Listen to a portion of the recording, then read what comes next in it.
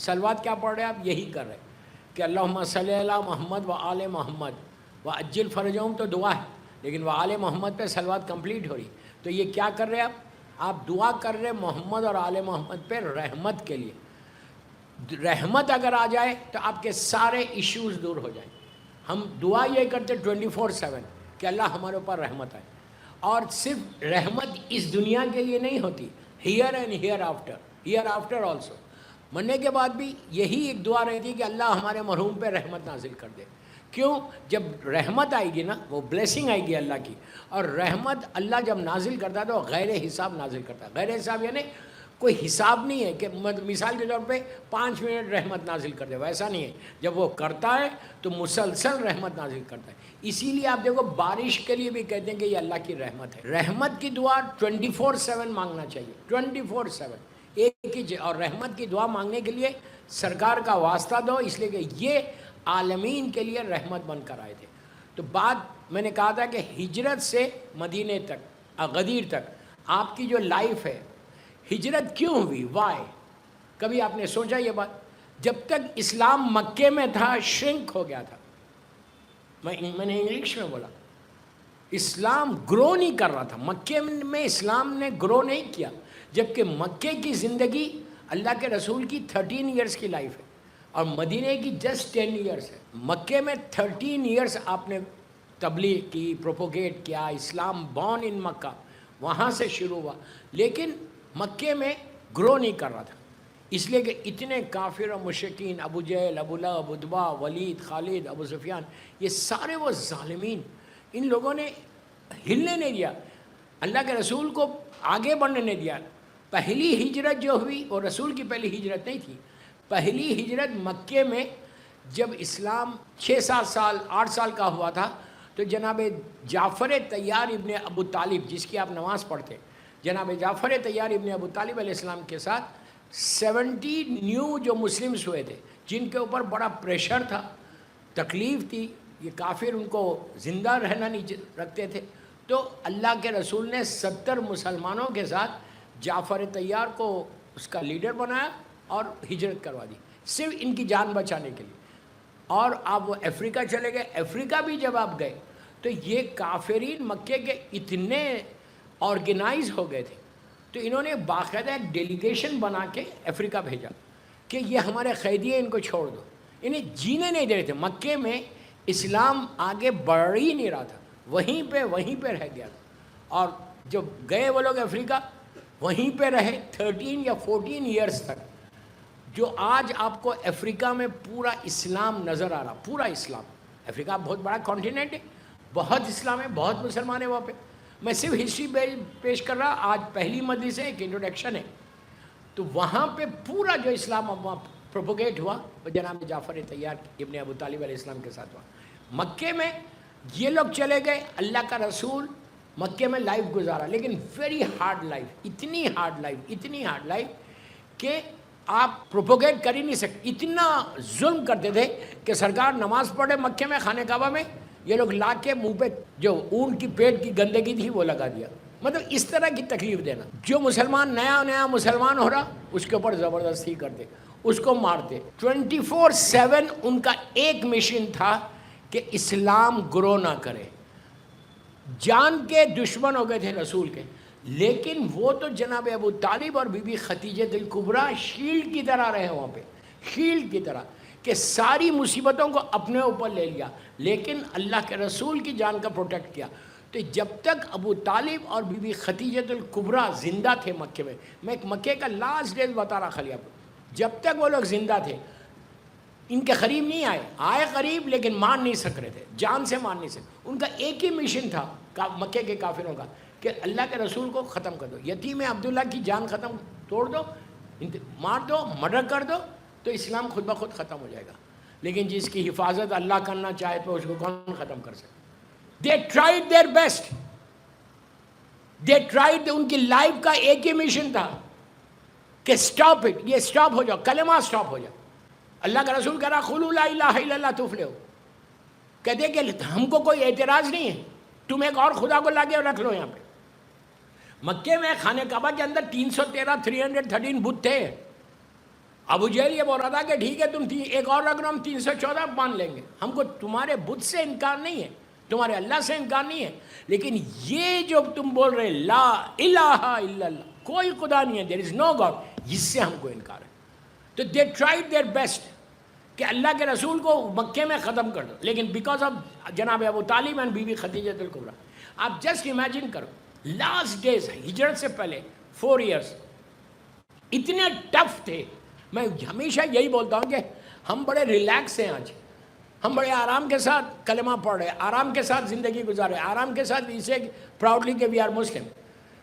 اور لیکن یہ کلمہ کو نافذ کرنے کے لیے اللہ کے رسول کو کتنی تکلیف برداشت کی ہم امیجن نہیں کر سکتے. خود رسول کی حدیث ہے کہ نبی آدم سے لے کے عیسیٰ نبی تک ہر نبی کی امت نے اپنے دور کے نبی کو بہت ستایا، لیکن یہ جتنے نبیوں کی زندگی گزری سب سے زیادہ میری امت نے مجھے ستایا. جبکہ آپ صرف 23 برس رہے تبلیغ میں، 23 ایئرس میں اتنا ستایا. اب آپ سوچو کہ کتنا معذاللہ کتنا انسلٹنگ ہے. مکے میں جو پہاڑ ہے کوہ ابو خبیس، خانہ کعبہ کے بالکل پیچھے کا پہاڑ، وہ جو کلاک ٹاور ہوٹل ہے اس کے پیچھے والا، مکہ سارے ماؤنٹینس میں گھرا ہوا ہے، ویلی کے اندر ہے مکہ. آج جیسا مکہ آپ دیکھ رہے کعبہ دیکھ رہے اس زمانے میں ایسا نہیں تھا. جگہ وہی ہے، کعبہ ویسی تھا، لیکن اطراف میں گھر تھے لوگوں. آپ سوچو کتنی بڑی انسلٹنگ.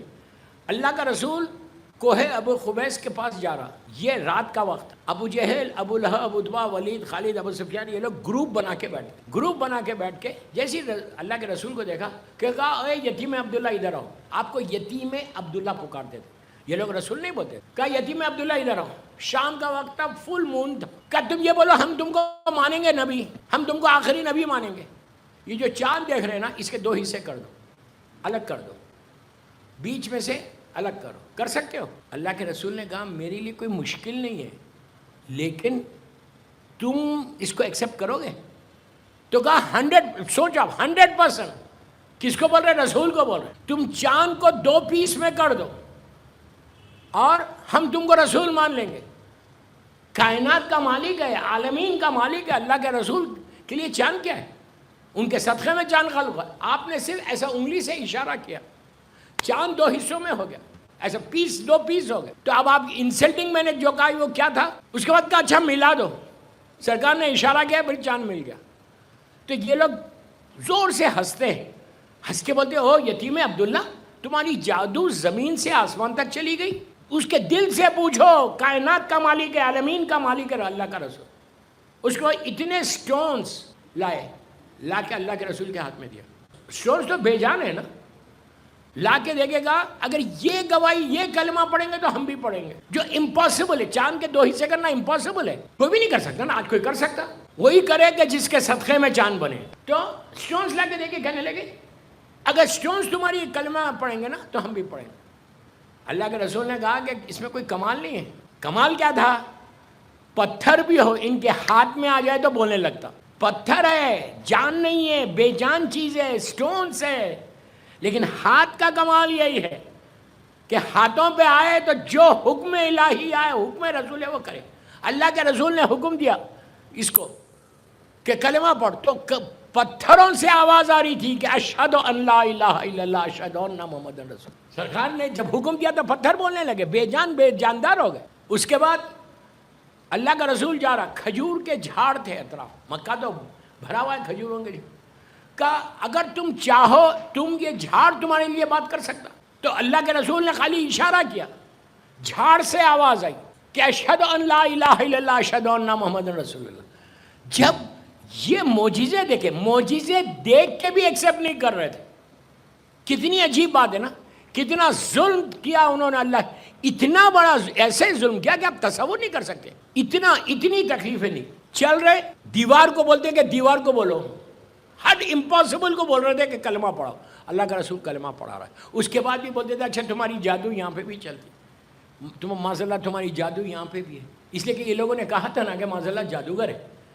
جادوگر بول کے عورتوں کے گروپ کو ہٹا دیا، عورتوں کو ہٹایا. شاعر بول کے پڑھے لکھے لوگوں کو ہٹایا، اور مجنون بول کے معذاللہ بچوں کو ہٹایا. 3 ایلیگیشنز تھے رسول کے اوپر، شاعر، مجنون معذاللہ اور جادوگر.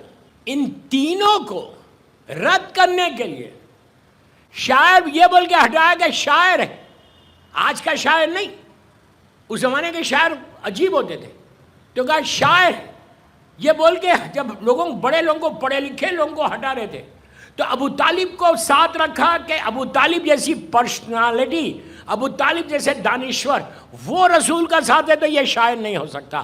اور جو جادوگر بول کے عورتوں کو ہٹایا تو خدیجۃ الکبریٰ جیسی خاتون کو ساتھ کر دیا، اور جب مجنون بول کے ہٹایا تو امام علی کو ساتھ کر دیا. 3 پرسنالٹیز نے ان کا سپورٹ کیا ہمارے رسول کو. میرا مولا جناب ابو طالب اور بی بی خدیجۃ الکبریٰ. مولا تو چھوٹے تھے، جناب ابو طالب اور بی بی خدیجۃ الکبریٰ. جب چلا ہنگامہ مچا تو اللہ کے رسول کو یہ لوگ چاہ رہے تھے کہ قتل کر دینا. تو 4 سال، اب غور سے سنو، شعیب ابو طالب میں، شعیب ابو طالب کیا تھا، مکے میں باب السلام سے اگر آپ آئے، مکے کے کئی گیٹس ہیں، اللہ ہم کو زیارت نصیب کرے، باب السلام کی طرف سے آئے تو وہاں پہ آپ کو شعیب ابو طالب نظر آتا. اس زمانے میں ایسے بلڈنگز یا حرم کی جو پورا گھر کچھ بھی نہیں تھا، کھلا ہوا میدان تھا، اور نیچے جو پورا ماربل بچھا ہوا ہے خانہ کعبہ کے اندر، ماربل بھی نہیں تھا، ریت تھی وہاں پہ. اب بیچ میں کعبہ تھا، لوگ آتے تھے، طواف کرتے تھے، بیٹھ جاتے تھے، زمزم کا پانی پیتے تھے، خوش ہوتے تھے. تو شعیب ابو طالب میں 4 سال 4 ایئرس، مذاق نہیں ہے 4 ایئر. کون کون تھا اس کے اندر؟ بی بی خدیجۃ الکبریٰ، جناب اللہ کا رسول جناب ابو طالب، بی بی فاطمہ بنت اسد، میرا مولا، میری مظلوم شہزادی، اور خاندان رسالت کی پوری فیملی بچوں کے ساتھ. کیوں اندر رکھا تھا؟ سوشل بائیکاٹ کیا تھا رسول سے. یہ کہا جب 2 لوگ تھک گئے، اللہ کے رسول کا بات چلتا رہا، سکہ چلتا رہا، وہ لوگ تھک گئے کہ اب کچھ نہیں کر سکتے، تو کہا ان سے سوشل بائیکاٹ کرو. سوشل بائیکاٹ مطلب کیا؟ نہ ان سے کوئی لین دین کرے. اگر یہ لوگ کوئی شاپ پہ آ کے گروسری، مثال کے طور پہ گروسری خریدنا چاہتے ہیں، رائس لینا چاہتے، مثال دے رہا میں، دودھ لینا چاہتے، مت دو. کچھ ان سے نہ لینا نہ ان سے دینا. خاندان اہل بیت. کیوں؟ ان لوگوں نے رسول کو سپورٹ کیا ہے. اللہ کے رسول کے ساتھ، ٹوٹل فیملی کے ساتھ ایسا سوشل بائیکاٹ کیا کہ جناب ابو طالب ان پوری فیملی کے ساتھ، شعیب ابو طالب جو گھر تھا وہاں چلے گئے. وہاں چلے گئے، ورنہ مکے اندر رہتے شہر میں تو جان سے مار دیتے. اس کے بعد ان لوگوں نے پورے اس گھر کو گھیر لیا، پورے گھر کو گھیر لیا، گھیر کے کسی کو آنے، کوئی لا کے بھی نہیں دے، پانی تک. جبکہ مکہ میں زمزم ہے، زمزم اللہ کے رسول کے جد کا ہے، مسلمانوں کا نہیں ہے. جناب ابراہیم، جناب اسماعیل کی طرف سے آئے. پانی کا حقدار تو اللہ کا رسول ہے، لیکن نہیں دیا. پورا social boycott, complete boycott, complete. کوئی فیملی ممبر نہ آ سکتا، نہ مل سکتا، نہ بات کر سکتا. کوئی ان لوگوں سے بات کرتے تو ہنگامہ مچا دیتے. جو میری ٹاپک ہے ہجرت سے غدیر، آج ہو سکتا میں مکے سے غدیر تک، وہ مدینے تک آ جاؤں. ہجرت کے بعد جب مدینہ اللہ کا رسول آئے، پھر کل سے وہاں سے شروع ہوگا. تو ہوا کیا؟ 4 سال 4 ایئرس تک شعیب ابو طالب میں رہے. یہ حالت ہو گئی تھی کہ چل نہیں سک رہے تھے بھوک کے مارے. چھوٹے بچے مر رہے تھے، ان کو فکر ہی نہیں تھی ظالموں کو. نہ کوئی شاپ سے سامان آ سکتا تھا، نہ وہ تو اللہ کا معجزہ تھا جو رزق ان کے پاس. بعض روایتوں میں یہاں تک ہے کہ لیوز، پتے کھا کے عورتوں نے زندگی گزاری، پتے کھا کے بی بی خدیجۃ الکبریٰ، اور ان کی شہادت بھی وہیں پہ ہوئی. کیسے؟ جب میں اس کو شارٹ کر دیا، شعیب ابو طالب میں 4 سال رہے. 4 سال کے بعد جب باہر آئے تو they were so weak، کھانا ہی نہیں، so weak. روایتوں میں یہ ہے کہ جڑیں، روٹس، کچھ جھاڑ کی روٹس کھانا پڑا تھا بھوک کے مارے، اور وہ زہریلے روٹس تھے. اس سے جناب ابو طالب بھی اور بی بی خدیجۃ الکبریٰ. اس لیے میں ہمیشہ کہتا ہوں کہ ان لوگوں کی شہادت ہے، ان کی وفات نہیں ہے. یہ لوگ باہر آئے، باہر آنے کے بعد چند دنوں کے بعد یا چند مہینوں کے بعد جناب ابو طالب کی وفات ہوئی. آپ کی وفات ہوئی اور آپ کو لے کے جا کے جنت المعلیٰ میں دفن کیا. ایک بڑی شیلڈ جو رسول کو پروٹیکٹ کری تھی وہ ختم ہو گئی. اس کے چند دنوں کے بعد یا چند ہفتے یا چند مہینوں کے بعد، ایگزیکٹ ڈیٹ تو نہیں ہے، بی بی خدیجۃ الکبریٰ دنیا سے چلی گئی. 2 جو شیلڈ تھے مکے میں وہ دونوں ختم ہو گئے. اب جب ختم ہو گئے، اچھا جناب ابو طالب کا جب انتقال ہوا، شہادت، ان کو لے کے آ کے جنت المعلا میں دفن کیا. آج مسلمانوں کا ایک اعتراض ہے, ایک وہ لوگ اعتراض یہ کرتے کہ اسلام تو آ گیا تھا, 12-13 سال ہو گئے تھے اسلام کو آ کے, جناب ابو طالب کی نماز جنازہ پڑھائی نہیں گئی. تو یہ بولتے کہ اگر وہ مسلمان ہوتے تو نماز جنازہ تو ضرور ہوتی, اور اللہ کا رسول موجود ہے.